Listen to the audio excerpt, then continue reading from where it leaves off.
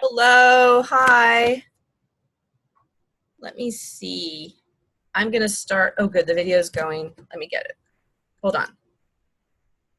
Start video.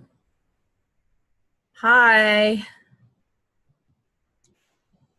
Okay.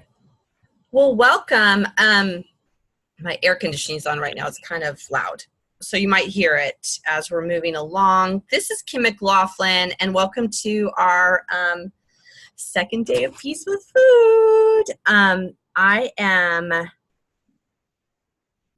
glad you're here. I'm sorry, I'm just looking around to make sure everything is on for us. So let me see, second day, Peace with Food. I hope you all, you guys that are here in the live, and those of you that are listening are really enjoying it and picking up some good ideas about what to do about food and this time of year.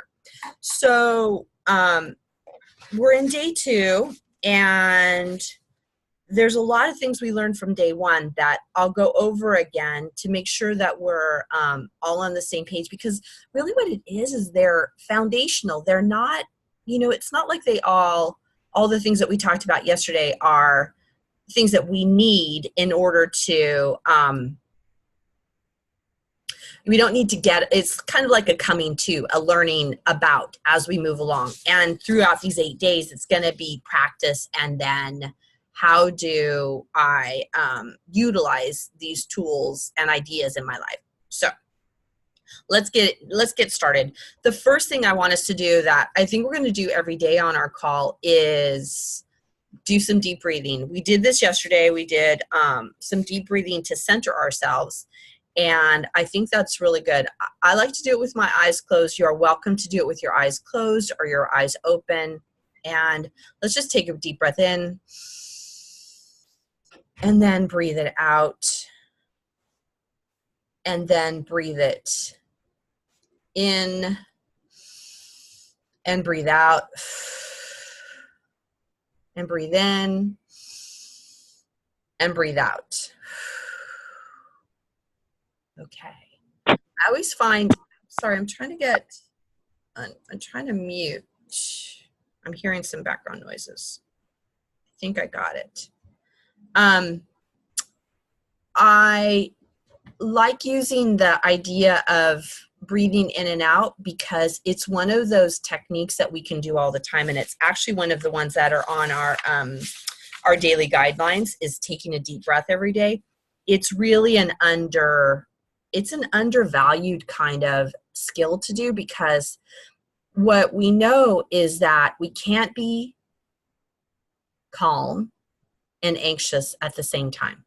So get that. I mean, it's impossible. We cannot be calm and anxious at the same time. And I wonder if you can imagine that when you're eating and we're overeating, often there's some anxiety about it or overwhelm or some feeling that feels out of control, and that if we use that coming to the breath moment, it can help us center ourselves. For me, when I do those deep breathing, it is I feel my bottom in the seat, I feel my feet on the floor, I feel my shoulders, I feel my jaw drop a little bit, and I just feel a little more centered. And I think if you really look at it as you go about your day, that deep breathing centers you in a way that actually could help you manage food in a different way and be different around food, because you can then come back to yourself about how you're feeling. So that's one of the tools that is a daily tool that I think is going to get you where you want to go, which is peace with food, and especially peace with all this candy stuff that's going on this time of year. So that's one thing. The second thing, actually, let me get a pen, is our daily affirmation. And I was thinking about it today. What kind of affirmation do I think would be helpful? It kind of comes to me when I'm doing my workout or in the shower. I get an idea about what is going to be valuable for everybody. And I think today The daily affirmation is, I am confident. I am confident. Like I said yesterday, I like making an affirmation that is easy to remember. And I hope you saw that everybody saw that I put it up in our private Facebook group. I put the affirmation to help you, just remind you. And it's something you can come back to on different days, use a different affirmation. But I like 3-word affirmations. I am, and then something on the positive. Today is I am confident. And that came up for me because I know that when we're dealing with food, we can feel distracted. It can feel like a struggle, and it can feel uncomfortable. And having this affirmation to come back to lifts us up. So imagine that. Affirmations lift us up, make us feel better. And when we feel better, there's less opportunity to overeat, or we're able to be more intuitive with our eating. When we say things that are negative to ourselves, I can't do this. I'm never going to fail. I can't make this happen. I feel out of control with candy. I feel out of control with food.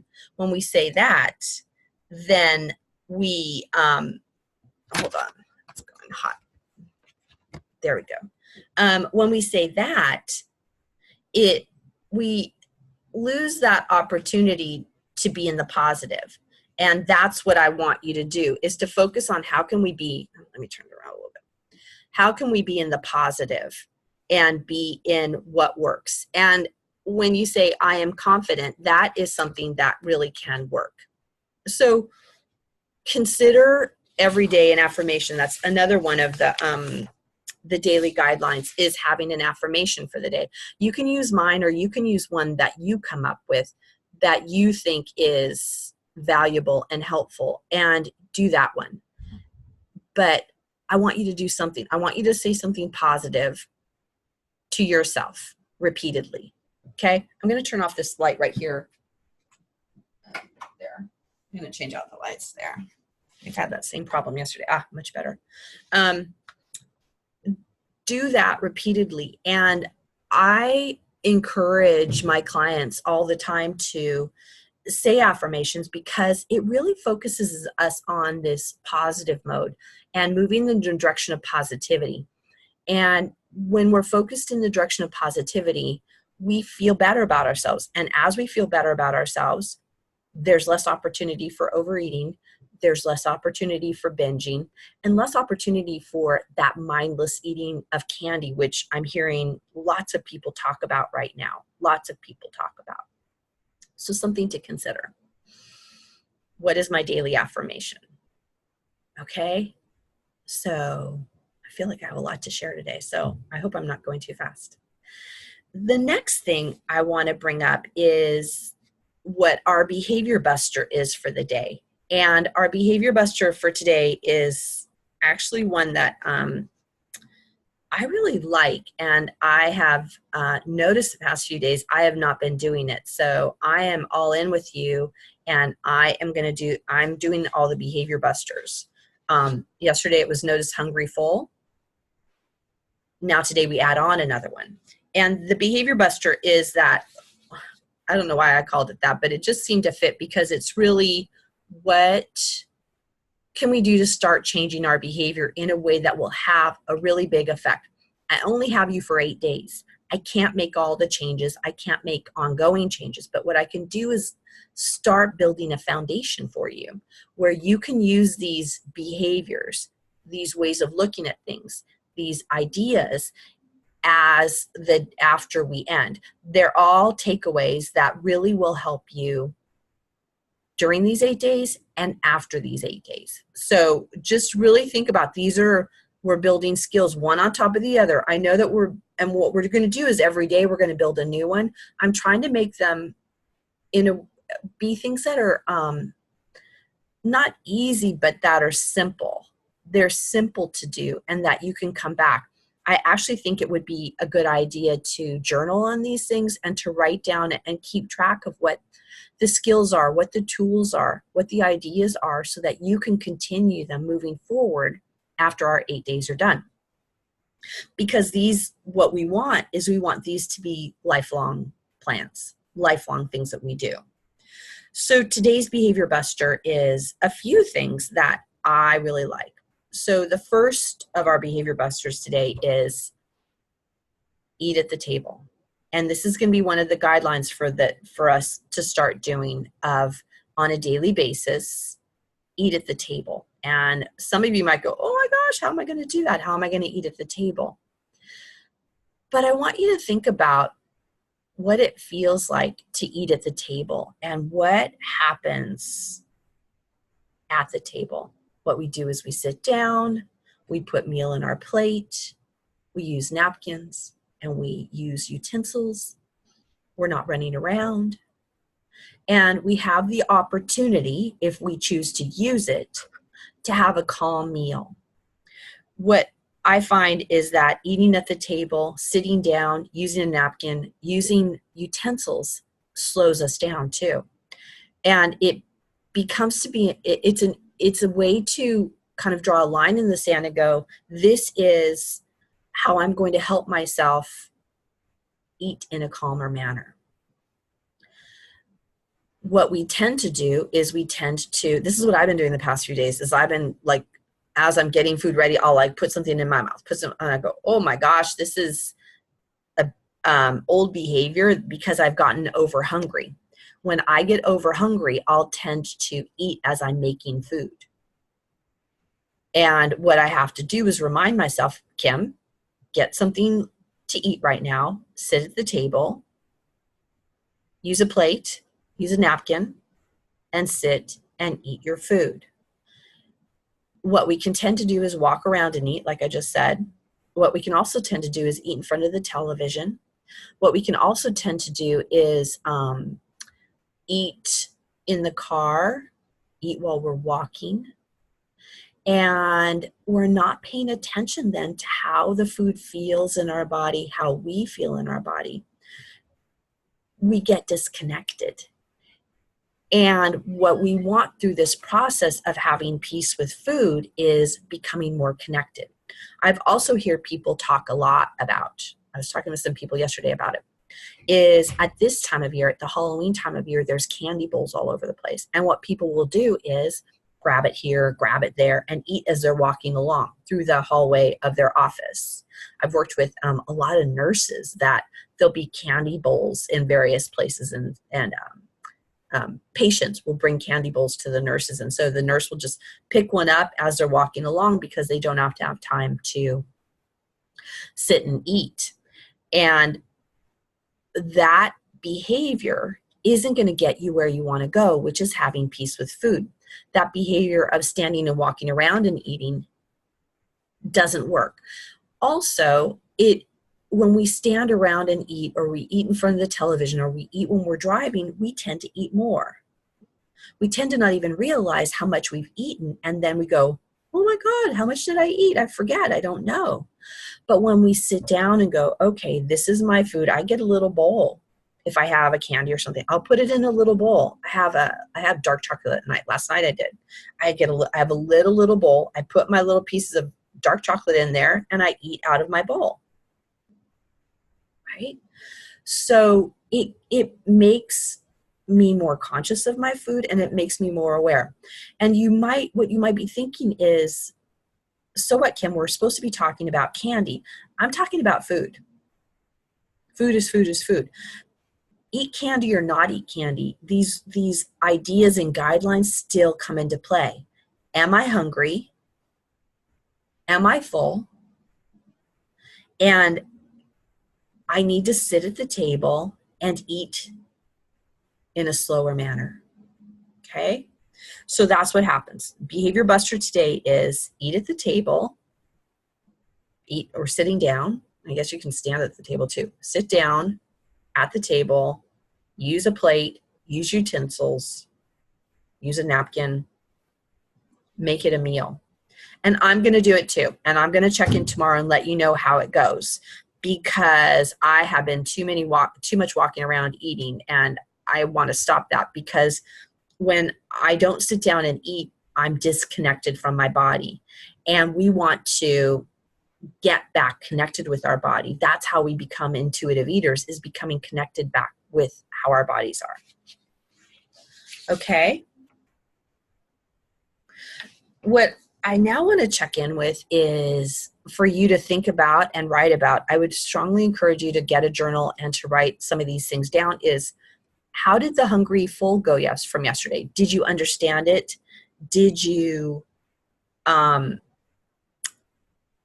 did it work for you? And what do you need to know? If you have any questions, put them, either we have a chat box here, or put them in the, in our Facebook group, or send me an email. If you want to be confidential, send me an email and I'll just talk about it without saying your name.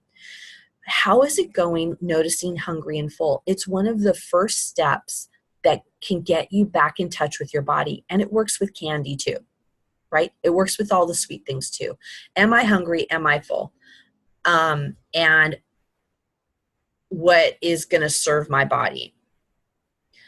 This is a process that I use all the time. I still use it. It becomes more ingrained as you've been doing it over time, but it's something that will help you around food. So how do you keep this going? I want you to consider, how can I start being more in touch with hungry and full every day? I have clients who do something like they'll put a timer on their computer, and there'll be a timer that goes off every hour, and they take a deep breath and they breathe out and they check in and go, how hungry am I? Where am I at? If I'm at a 3 or a 4, I need to eat. If I'm at a 5 or a 6, I'm good to go. 5 or more, I'm fine. But as we start moving down, my hunger is at a 4, a 3, a 2, definitely a 1. I need to eat. And how is it going, paying attention to that? And how are you noticing in your body that feeling of hunger and then that feeling of fullness? And I don't know if you're noticing, but there's a lot of mindfulness that we're doing. Remember, I talked about the 6 components. One of the components of getting back in touch with our eating and food and peace with food is mindfulness. And this is absolutely mindfulness, which is also in turn associated with that physical sensation of food and being hungry and full and being back in our body. Okay? I know I talk on and on about this, but it's such a critical, important idea that I want you to really embrace it. And if you are having struggles with it, let me know, let the group know, let me help you figure it out. We're here for 8 days. We're together. We're looking at this. You're a part of this program. Let's figure it out together. The other thing I want to talk about is one of the questions I had, a person asked me a question about, how do I manage candy this time of year? And that's an important question, I think, because I don't recall if I said it yesterday, but I don't believe in good food or bad food. I don't believe candy is bad food. And I don't believe kale is good food. I mean, kale's the food that's good for you, but it's not like good or bad. It's just food is food. And what I think of is what food serves my body at this point in time. If I'm having candy for a meal, I'm not going to feel so good, but I might have it because I don't deny myself it if I really want it. And what I think about when I think about how do I manage candy this time of year, I first want to ask you, do you allow yourself candy all throughout the year? What I know is that people often will just allow themselves candy at this holiday trifecta, October, November, December. They'll allow themselves candy and they have a lot of it and they eat a whole year's worth of candy. And what I wonder is if we could enter into a different spot where candy is one of the many foods and it's a fun food, and is it a food I want to have right now, and allow yourself throughout the year to have something if you want, so that this time of year, this holiday trifecta time of year, isn't such a trigger for overeating, because we can tend to overeat because, oh, there's never pumpkin spice latte throughout the rest of the year. Well, there isn't at Starbucks, but you actually can make it yourself. There are things that you can do to get that so that it doesn't have to be this kind of overindulgence this one time of year. Also, another way to manage candy is some people have lots of techniques in terms of having it in the house, not having it in the house, buying it for Halloween, not buying it for Halloween. Find which way works for you and find which way start noticing how peaceful you feel around it. And I know a lot of people I've been talking to say they don't buy it until closer to Halloween. Okay. I don't normally have that kind of candy in my house, so I have it right now. It's not a big deal. It's sitting there. I did a video on it a week or so ago about the candy that's in the house. It's just there. But I honor that it doesn't always feel that easy. And so don't have it in the house. But what happens is also it's around a lot around work. And in grocery stores, they're handing out candy. And if you go into an office, they'll hand out candy. And I go back to, what are the guidelines? Am I hungry? How hungry am I? And is candy really what I want, or is it a meal that I want? The other is, yes, I can have it if that's what I really want and I have some level of hunger, and I'm going to sit down and I'm going to open it up and I'm going to enjoy it. That's where the behavior buster that we have today can be so valuable. Sure, have the candy, but sit down and enjoy it. Open it up, taste it, enjoy it. What we tend to do is take it, open it up, and walk and eat. So I encourage you, in order to, for the question of how to manage candy this time of year, is sit down and enjoy it. I think you'll find that you'll have less of it, and I think that you'll feel better around it because you won't feel that it's such a secretive thing, okay? If you have any more questions about candy, put it in our Facebook group. Send me a question. There's no questions in the chat right now, so we're good with that. So I want to go back to what is our daily guidelines. Today, we're going to notice hungry and full and allow it to guide you. Take 5 deep breaths before every meal. It really, really, really works. Practice the behavior buster. Today, the behavior buster is sit at the table, use utensils, use plate, use a napkin, sit down and eat your food. That is our behavior buster today. So practice that and use your positive affirmation. I am confident. I am confident today. And say that 3 times a day. And you could say it before a meal. You can say it wherever. I've actually just said it quite a few times. But begin to notice how good it feels to start saying something positive rather than continually saying all the negative things. So these are the daily guidelines. These guidelines are, part of it is in order to get you in touch with the physical, mindfulness, but also self-love. And as we become more aware of what's going on, we're actually acting in a loving manner to ourselves. We're treating ourselves better. And all of these techniques and ideas actually help you treat yourself better.